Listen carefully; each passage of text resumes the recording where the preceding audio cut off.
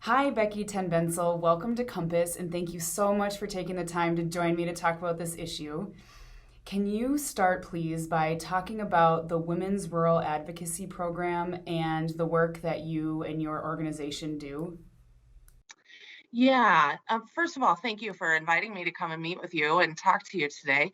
I always get excited about sharing information about the work that we do.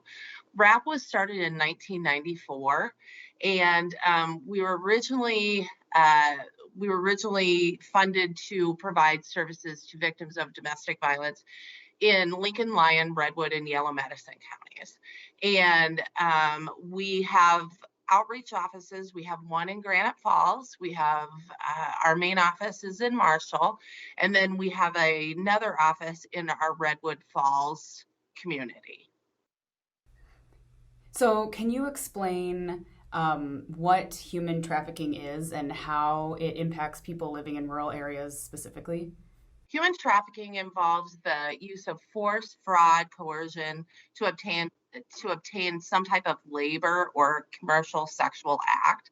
And it happens in rural Minnesota, it happens in urban areas, and it happens to men, women, and children all over the world. Um, in rural communities, human trafficking a lot of people don't think about, and they don't think that it happens here. And some of the reasons that it does happen here is it kind of creates a place where people think that it won't be identified. So they find themselves in a rural area where there are not as many resources. And they find themselves isolated with little employment opportunities. They don't know where to go to get help. Um, and that the other piece is that everyone in small communities knows everyone. So trafficking people often are stigmatized, and this area really has a lot of people that are very um, they are very susceptible to being trafficked. There's a lot of runaway, there's homeless youth, there's indigenous people there at some of the higher rates. And if you're a temporary visa holder, you're at a higher rate of being trafficked Why is that? because they are less apt to have connections and to understand the way that our communities work. And so trafficking and domestic violence is about isolation. And if you are here on a temporary visa or you don't understand the language, it's easier for that isolation to happen. Can you talk about how COVID-19 has impacted domestic abuse and trafficking? Yeah.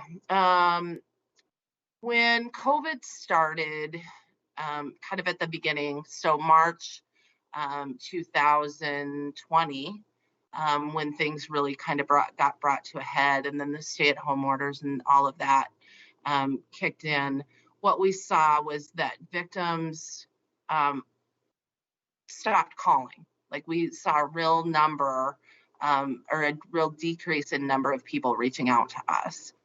And that was because of the stay-at-home order. That domestic violence and trafficking is about isolation.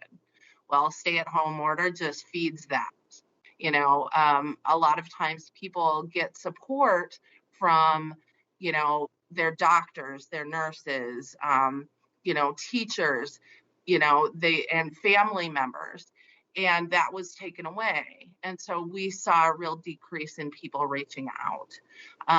Then I would say probably 4 to 6 months after that all was in place, we saw a real increase. Like we started to get the calls again.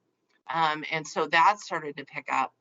But we also saw that the abuse that people were experiencing was much more severe. And so that was a real adjustment for my staff, and adjusting the way that I supported my staff so that they could continue to provide services during that time. Um, the other thing about COVID-19, the way that it affected the people that we work with, is housing is such an issue. That is, there's always been a real connect between domestic violence and the lack of housing and homelessness, especially for women and children, connected to domestic violence and trafficking. That has been more of an issue, and we've really stepped up our game. And we've had to, out of necessity for the people that we serve, to learn more about the housing world. We were able to develop and set up 2 local safe houses, because what we were finding is that people didn't want to go, or they weren't able to get into a shelter. And our local shelters, our closest ones are in Wilmer, Mankato, the metro area. So if we had a victim who was in need of housing or immediate shelter, they would have to uproot and leave the area completely. So if they had a job or their children were in school, it was just another barrier. So through COVID funding, we were able to set up those houses, and we've been able to maintain those. So that has probably been one of the best side effects of COVID for us. What are some of the common misconceptions about trafficking? That human trafficking doesn't happen here. That's probably the biggest one. And sometimes we hear that it doesn't even happen in the United States. Well, that's not true. Other one is that victims are only foreign born and they're poor, which is not true. Anyone of any race, any socioeconomic background is susceptible to falling into being a victim of trafficking. The other one, the biggest one probably, is that human trafficking and human smuggling are the same.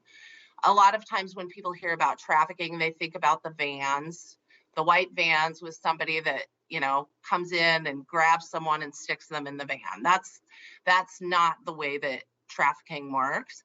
Most of the time, victims of human trafficking know their traffickers, and a lot of times they are related to their traffickers. And the other one that we hear a lot is that victims will attempt to seek help in public, and that's not true. A victim of trafficking often just remains quiet, doesn't say anything to anyone, because it's a danger for them. We have worked with several trafficking victims that not only are they in danger if they say something, but the people that they love and they care about are also in danger. So what are common signs of trafficking, and what can people do if they suspect that someone is being trafficked? Well, a lot of times people seem to get disconnected to friends and families, to the community organizations. Maybe they belong to a church, and they kind of disconnect from people. So that usually, is a sign. Youth, a lot of times they'll drop out of school. They'll stop going to school on a regular basis. That can be a sign. There's a sudden or a dramatic change in behavior. That person may seem disoriented or confused. They might be showing signs of mental or physical abuse. They might have bruises in different stages of healing. They could be fearful, timid, or submissive. What we see a lot of times is that someone else is controlling their life. They have someone that they have to report to at all times, that they're constantly being monitored, who they talk to, where they go. We've seen victims of trafficking who have to have their cell phones on and the other person is on the phone. When they're talking to law enforcement or a nurse or someone through social services. So there's a lot of monitoring. And then also another one that we see is that they have lack of identification. So maybe they don't have a driver's license or a birth certificate, and that someone else is holding that for them and they don't have access to it. So if someone notices one of those signs, what should they do? First of all, be very mindful of the situation. And like I had said, most of the time, a victim of trafficking, if you approach them, they will not acknowledge. The biggest thing is that they know that you're an ally. So even just having resources and saying, if you're in trouble, if you would ever like to talk, please feel free, to give me a call. There are local resources, but you have to have a plan. You have to know what those resources are and how to get that person connected to those resources. Mm-hmm. So, what is some of the work that's being done in this area that gives you hope? Oh, goodness, that's a good question. We're really excited. RAP was awarded funds to provide services, supported services to victims of trafficking in 2020 through the Minnesota Department of Health through a program called Safe Harbor. And Safe Harbor specifically funded us to provide, you know, supportive services such as maybe they need help with clothing, or they need help working with law enforcement, or maybe they need someplace safe to go, or they need assistance to get out of this area, to flee the exploitation or the trafficking. And we have funds available, and I have staff specifically trained to work with victims of trafficking. So that's really encouraging. And we are specifically funded for Lincoln, Lyon, Redwood, and Yellow Medicine counties. There are other programs available through Safe Harbor that work with different areas of the state. And if somebody is in need, or if they'd like to get connected to a program that's in their area and not within ours, you can go to the Minnesota Department of Health and search Safe Harbor, and there's a list of all of those programs and how to get connected to those.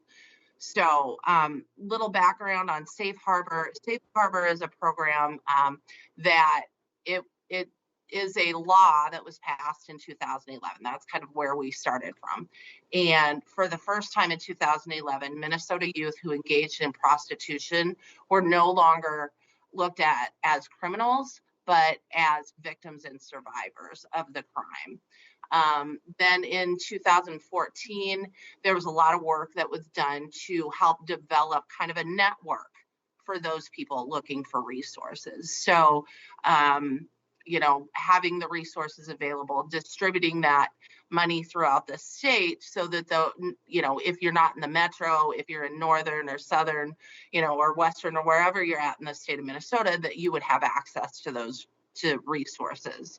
And then in 2014, also the No Wrong Door program was developed, basically making those resources available to anyone who comes in contact with someone who is the victim of trafficking. So really at that point, people started getting more information about the program. So if a social worker or a nurse or a teacher, anyone in the community came in contact with a victim of trafficking, that there was no wrong door for them to get connected to these services. So that's kind of where that comes from. And then in 2016, Safe Harbor services were made available to individuals 24 and younger instead of 18 and younger. So that was changed. Well, thank you so much for joining me to talk about this important issue. Becci tenBensel is the Executive Director of the Women's Rural Advocacy Program. You can learn more about them online on Facebook at facebook.com/Women's Rural Advocacy Programs, or at letswrap.com. That's letswrap.com. Thank you so much, Becci. Thank you for having me.